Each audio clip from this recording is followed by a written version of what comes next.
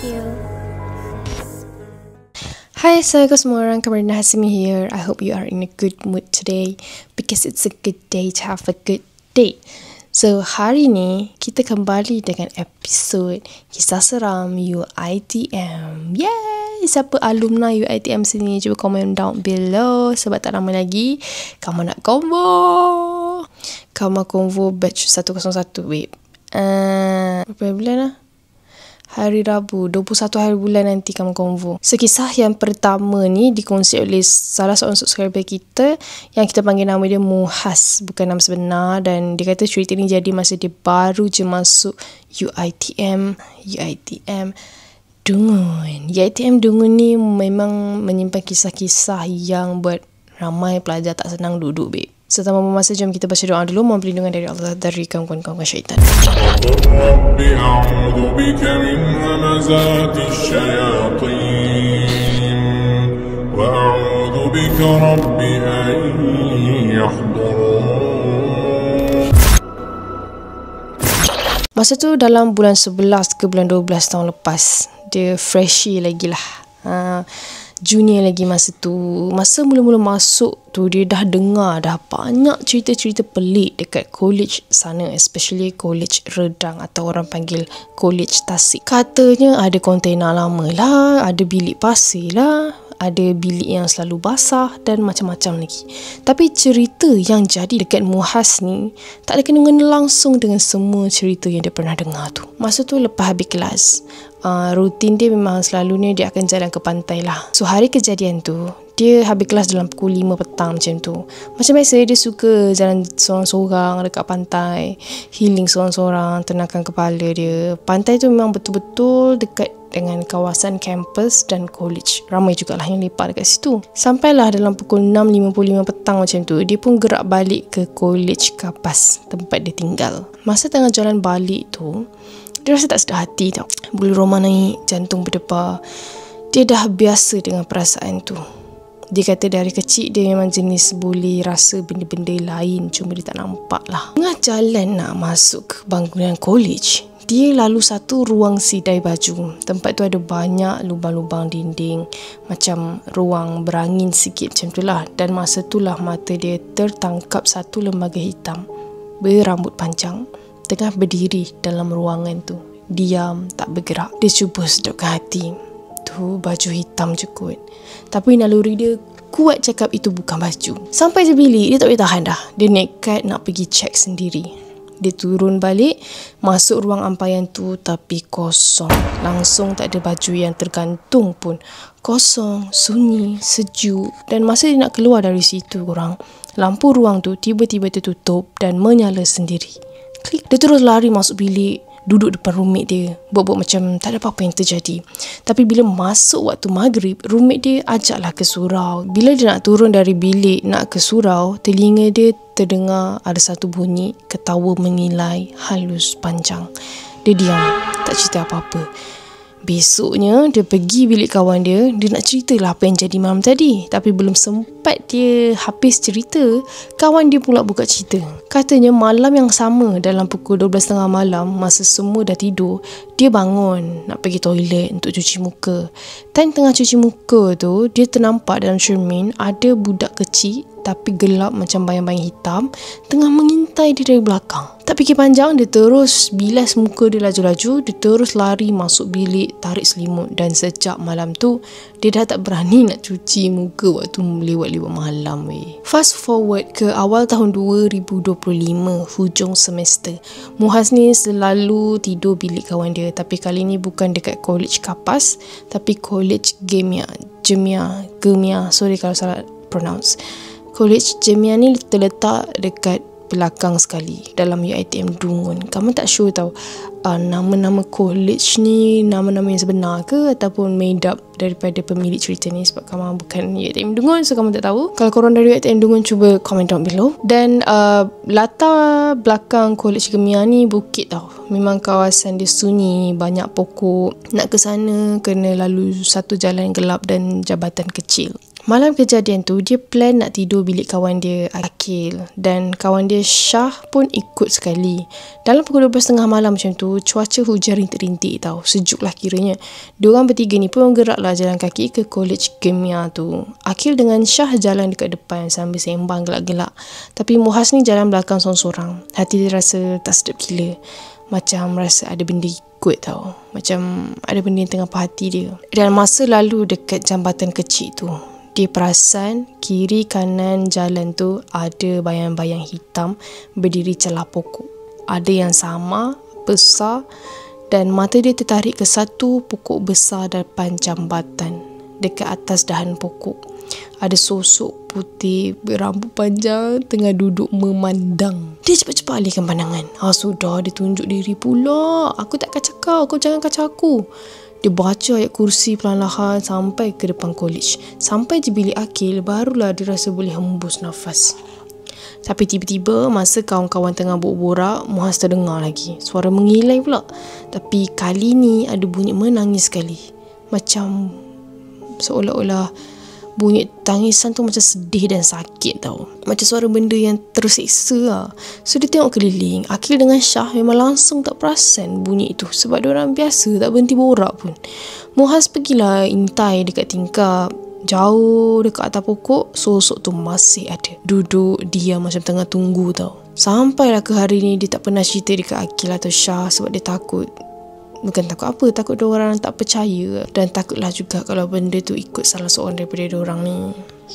Kadang-kadang tempat yang kita rasa tenang, macam pantai, ataupun jalan nak pergi ke surau, ataupun jambatan ke college, tempat-tempat tu semua nampak macam biasa je kan. Tapi kalau ada benda yang memang dah duduk situ dari dulu, dan kita pula lalu pada waktu yang salah, salah timing, mungkin dia akan tunjukkan diri dia. So itu kita dengar daripada UiTM Dungun. Yang ni pula Kama dapat daripada UiTM Seri Iskandar. Ini jiran UiTM Tapah. Berita ni datang dari seorang subscriber kita. Mungkin ramai pelajar dekat situ pun tak tahu yang kampus tu menyimpan penghuni lama. Dan kita akan mula dengan Lift Block E. Let's go. Nama pemilik ni Auni, bukan nama sebenar. Masa tu tahun 2022. Dia dapat tawaran untuk sambung ke diploma dekat UiTM Seri Iskandar Perak. Masa tu umur dia baru 18 tahun lah. So first time nak tinggal kat asrama. Semua benda baru. Bangunan college dia masa tu bangunan blok E tingkat 4. Kalau korang pernah kan sampai ke Seri Iskandar, korang kan tahu kawasan dia agak besar. Ya, masa Kama UiTM Tapah dulu memang banyak kali pergi ke UiTM Seri Iskandar sebab ada latihan kawat, latihan komander. So memang lagi besar lah daripada UiTM Tapah tu.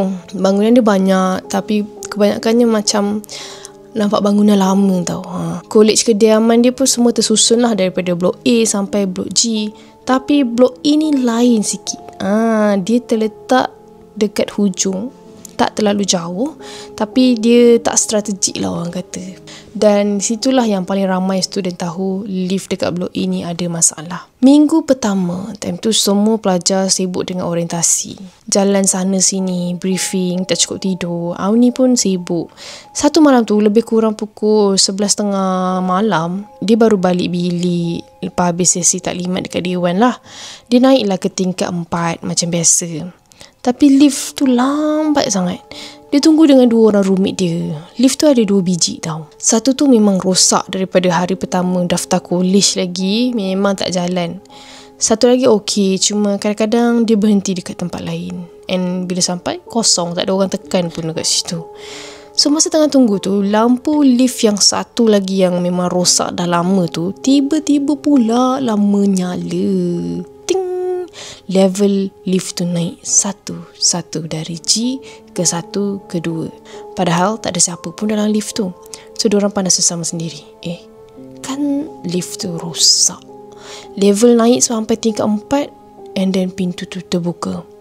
Kosong, tak ada sesiapa dalam lift tu. Cuma lampu memang terang menyala dalam tu. Ni rasa jantung dia lain macam time tu. Yang seorang roommate dia dah start panik sikit lah. Kita naik tangga je lah weh. Tapi masa dia orang nak undur tu, lift tu tutup balik dan turun sendiri. Tak ada sesiapa tekan, tak ada sesiapa dekat dalam tu. Esoknya Auni naik lift waktu tengah hari. Dia seorang-seorang je lah nak turun pergi kafe. Masa dia masuk lift tu, tiba-tiba lampu lift tu berkelip-kelip. Time tu member dah cuak babe. Sampailah dekat tingkat G, pintu tu pun terbuka. Tapi dia dengar suara perempuan halus panggil nama dia. Auni. Dia terus lompat keluar dari lift, tak tahu oleh belakang, dan terus jauh dari situ. Malam tu masa warden buat taklimat dekat blok, ada seorang senior tanya, kenapa lift blok ini pelik sangat ya puan? Warden tu terdiam sekejap, and then dia jawab, kalau boleh elakkan naik lift seorang-seorang, especially waktu malam. Tu je saya nak pesan. Dia cakap macam tu. Ni masa tu tak tahu nak fikir apa kan, tapi sejak malam tu lift tu macam tahu bila dia seorang-seorang. Dan malam berikutnya bukan sekadar lift tau, ada benda lain pula yang muncul. So malam tu Auni dia balik bilik awal sikit lah, dalam pukul 9 malam macam tu. Time tu dia tengah baring main phone, nak tunggu waktu isyak lah. Roommate dia pula seorang keluar ke surau, seorang lagi keluar pergi beli air. Dia tinggal lah seorang-seorang kejap dalam bilik. Bilik dia biasa je, ada 2 katil double decker, 1 meja study panjang, 1 almari baju dan 1 tingkap besar yang nampak terus ke arah bangunan college blok sebelah. Angin malam tu memang sejuk semacam. Tingkap tutup, langsir pun tutup, tapi angin tu tetap rasa macam meresap dari dinding. Tengah dia scroll phone, dia dengar bunyi tapak kaki dekat luar bilik. Dia angkat kepala, ingatkan roommate dia dah balik, tapi pintu tak buka pun. Tak lama lepas tu, bunyi tu lalu terus ke depan bilik dia. And then senyap. Tiba-tiba lampu bilik berkelip 1 kali. Dia macam klik, gelap sekejap, and then menyala balik. Time tu memang berdegup laju lah jantung dia. Tak sampai seminit dia dengar orang panggil nama dia dari luar. Auni. Suara perempuan. Auni. Suara perempuan. Tapi perlahan macam berbisik sambil senyum. Dia pun bangunlah perlahan-lahan, pergi intai dekat lubang pintu. Tapi luar tu kosong. Dia teruslah message roommate dia. Weh, kau balik ke belum? Ada orang panggil nama aku ni dari luar. Lepas tu roommate dia reply, taklah, aku baru nak balik dari surau ni. Masa dia pusing je nak patah balik untuk baring, tiba-tiba kret, bunyi kerusi study bergerak sendiri. Slow, perlahan tapi jelas lah. Dia terus istighfar tau, buka lampu meja, pasang surah Al-Baqarah dekat phone. Tapi masa dia pasang je ayat tu, lampu bilik tu berkelip balik. And then roommate dia balik. Tapi masa roommate dia buka pintu, bau dalam bilik tu berubah. Bau macam dia tak pernah bau. Lepas tu dia cakap, bilik kita bau pelik lah. Kau ada spray apa-apa ke? Auni geling lah. Auni tak cerita apa-apa time tu. Tapi malam tu dua-dua tidur dalam ketakutan. Katil Auni bunyi macam ada orang naik perlahan-lahan. Esokan harinya, roommate Auni ni bangun, muka dia pucat tau. Lepas tu dia cakap, aku nak cerita pasal mimpi aku malam tadi. Tapi sumpah aku takut. Lepas tu Auni tanyalah kenapa. And then roommate dia cakap, aku mimpi dalam bilik kita ada perempuan berdiri tepi tingkap. Tapi dia tak ada muka. Muka dia gelap, hitam. Tapi rambut dia panjang, baju dia putih. Dia cuma berdiri dan senyum. Dia senyum je. Tapi rasa dia bukan dari sini. And now ni terdiam sebab dia pun nampak benda yang sama. Bukan dalam mimpi, tapi masa dia buka langsir sekejap sebelum dia nak tidur. Ada benda tengah tengok dari luar tingkap. And sejak malam tu, Auni memang tak berani dah tinggal bilik seorang-seorang lagi. Dan dia mula perasan bilik dia akan berbau pelik setiap kali dia balik lambat. So beberapa hari lepas kejadian, Auni cuba kuatkan diri. Dia pasang surah setiap malam. Dia memang selalu azan dalam bilik. Dia spray air yasin. Semua dia buat.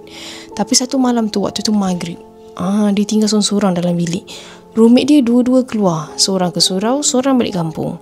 Auni pun dah janji dengan diri dia takkan tinggal solat walaupun dia takut. Jadi dia ambil wuduk, dia pasang telekung dan mula solat. Dari mula dia tak boleh khusyuk sebenarnya. Suara azan dari luar surau pun sayup-sayup terdengar. Tapi dalam bilik dia sunyi, terlalu sunyi sampai dia rasa macam dia bukan seorang-seorang dalam bilik tu. Masa dia tengah sujud rakaat pertama kan, dia dengar bunyi tapak kaki depan sejadah tau. Masa dia turun sujud rakaat kedua, bilik tu tiba-tiba jadi sejuk gila. Tiba-tiba dia rasa ada angin lintas betul-betul depan muka dia. And bau tu datang balik kali ni lagi kuat. Masa dia angkat dari sujud, daripada ekor mata dia nampak langsir dekat tingkap belakang dia tu bergerak sendiri. Auni pun bagi salam. Assalamualaikum warahmatullahi. Dia angkat kepala dan nampak ada bayang hitam tengah duduk depan dia, betul-betul statik, tak bergerak macam patung. Aura dia lain. Auni terus menjerit. Dia tekan surah Al-Baqarah dekat phone dia dengan tangan yang menggigil. Tapi masa tu speaker phone dia tu rosak, tak dengar. Dia dah kuatkan volume, tak dengar, tak keluar bunyi. Dalam bilik tu tiba-tiba keluar suara perempuan dekat sangat dalam telinga dia. Aku dah lama tunggu. Macam bernafas sebelah telinga dia tau. Dia lari pergi pintu dengan telekung-telekung dia. Dia terus keluar dari bilik, tak tutup pintu pun. Dia berlari ke bilik kawan dia kat tingkat bawah. Malam tu memang dia tidur dekat bilik kawan dia lah. Tapi masa tengah lelap-lelap tu, kawan dia cakap, kau ada bawa masuk benda ke? Auni tanya kenapa. Lepas tu dia cakap, aku dengar suara perempuan menangis kat tepi katil kau, tapi aku tak berani nak tengok. Pagi tu, masa tengah baring dekat bilik kawan, dia terima satu mesej dekat grup WhatsApp blog. Ada tak siapa-siapa buka surah kuat-kuat malam tadi? Warden naik sebab orang report bilik E417 ada bunyi pelik. E417 tu adalah bilik Auni. Dan time tu phone dia mati, tak bunyi langsung malam tadi. Dan waktu semua orang dengar surah tu, Auni dah tak ada dalam bilik tu. Auni dah lari lah kiranya. Sejak malam tu, benda tu ikut Auni ke mana-mana. Tidur bilik kawan pun kena, dekat surau pun dia rasa diperhatikan. Dan setiap kali dia solat, ada angin sejuk, bau busuk, bunyi orang datang mendekat. Okey, sekarang kalau korang ingat Auni dah kena macam-macam daripada lift ke bilik sampailah solat pun diganggu. Benda ni sebenarnya kawan dia pun ada benda juga yang terkena. Jadi ini cerita daripada POV kawan dia tu. Roommate dia lah, nama dia Lia. Lia ni jenis yang chill, tenang. Dia tak cepat panik Tapi malam tu dia tahu bilik diorang ni dah tak selamat. Lepas Auni keluar bilik sebab kena gangguan masa solat, malam tu Lia pula sorang-sorang. Dia pun tak berapa fikirlah. Dia ingatkan okey je. Dia baca je lah ayat kursi, zikir, lepas tu baring. Tak lama lepas tu dia tertidur. Dan dalam mimpi dia sedar dalam bilik dia sendiri. Dia mimpi dia bangun tengah-tengah malam. Dan dalam mimpi tu bilik dia terang tapi sunyi. Dan jam dekat dinding tunjuk pukul 2.34 pagi. Dia nampak katil Auni kosong. Lampu study meja Auni menyala. So dia bangun lah. Dia pergi ke arah Auni. Tapi masa dia nak jalan, bilik tu terasa panjang. Terlalu panjang. Macam dari katil ke meja tu ambil masa yang lama sangat untuk dia sampai. Dan dinding bilik tu tiba-tiba berubah. Warna dia bukan lagi biru pucat, tapi macam kelabu kotor. Bila dia toleh belakang, tiba-tiba dia rasa nak tengok katil dia balik. Masa dia pusing belakang, ada perempuan tengah duduk atas katil dia. Tapi bukan Auni. Baju putih, rambut tutup muka, badan keras duduk diam. So Lia cubalah buka mulut tapi suara dia tak keluar. Bila dia tengok bawah meja Auni, dia terus jalan perlahan ke arah meja Auni. Tapi masa dia nak pegang suis lampu, ada wajah tiba-tiba menjuntai dari bawah meja. Muka hitam, tak ada mata tapi senyum lebar. Auni dah janji. Dia dah janji dia tak patut tinggalkan aku. Suara tu kasar dalam tapi macam bergema dalam kepala dia. Dia terjaga dari mimpi dengan nafas tercungap-cungap. Peluh dia sejuk tapi dia rasa terlampau penat, macam dia betul-betul bangun, jalan dan berlari dalam mimpi tadi. Dia capai phone dan dia tengok jam pukul 2.34 pagi. Exactly sama macam mimpi tadi. Esoknya Auni balik bilik. Lia ceritalah sikit pasal mimpi tu. Tapi Auni pandang dia muka berubah pucat sebab dia kata aku pun pernah mimpi benda yang sama. Meja aku, bilik kita yang berubah. Lepas tu Auni buka drawer meja dia. Dalam drawer tu ada bunga kering yang diorang tak pernah letak pun dalam tu. Weh, seram gila siut. So itulah antara kisah seram yang Auni tak dapat lupakan dekat UiTM Sri Iskandar. Auni tak tahu kenapa dan apa yang terjadi dekat dalam bilik dia tu sebenarnya. Cuma dia nak bagi tahu benda tu ada dekat mana-mana. And kita kena sentiasa kuatkan diri kita dengan pendinding. Banyakkan berzikir, banyakkan baca Quran lah. Yep. So, kami rasa itu sahaja video untuk hari ini. Thank you kepada dua pemilik kisah hari ini sebab sudi kongsi pengalaman seram korang dengan kita semua. Kalau korang kat luar sana yang ada cerita-cerita seram daripada universiti korang juga, tak kisahlah UiTM ke, UPM ke, UKM ke, korang boleh share dengan Kamarina. Korang boleh share dengan Kamar dekat kamarinawork29@gmail.com melalui email tau. Thank you dah tengok video sampai habis. For those who are new to my channel, don't forget to hit the subscribe button below and turn on the notification bell so that you don't miss any video that I post. See you in my next video. Bye bye.